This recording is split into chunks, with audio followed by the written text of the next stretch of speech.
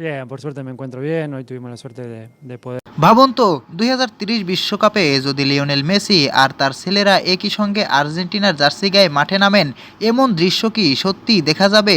এই স্বপ্ন নিয়েই এখন ফুটবল ভক্তদের মধ্যে তুমুল আলোচনা।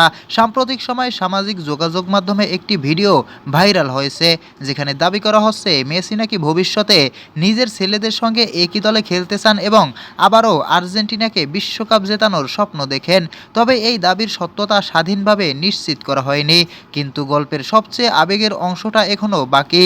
মেসির ৩ ছেলে থিয়াগো, মাতেও ও সিরো মেসি বয়সভিত্তিক ফুটবলে নিজেদের প্রতিভার পরিচয় দিচ্ছেন। তাই অনেক সমর্থক কল্পনা করছেন ভবিষ্যতে তাদের কেউ বা একাধিকজন আর্জেন্টিনার হয়ে খেলতে পারে। যদি একদিন সত্যিই এমন হয়, তবে সেটি ফুটবল ইতিহাসের অন্যতম স্মরণীয় মুহূর্ত হবে। আর যদি সেই সময়েও লিওনেল স্কালোনি আর্জেন্টিনার কোচ থাকেন, তাহলে কেমন হবে সেই দৃশ্য? এই প্রশ্নই এখন ভক্তদের কল্পনায় নতুন আলোড়ন তুলছে।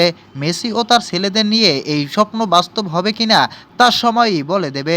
তবে ফুটবল প্রেমীদের আশা, নতুন প্রজন্মও একদিন আর্জেন্টিনার সাফল্যের ধারাবাহিকতা ধরে রাখবে। প্রিয় দর্শক, আপনার কি মনে হয় ২০৩০ বিশ্বকাপে কি আমরা মেসির পরিবারের নতুন ইতিহাস দেখতে পারবো? আপনার মতামত কমেন্টে জানান। আর ভিডিওটি ভালো লাগলে অবশ্যই চ্যানেলটি সাবস্ক্রাইব করুন।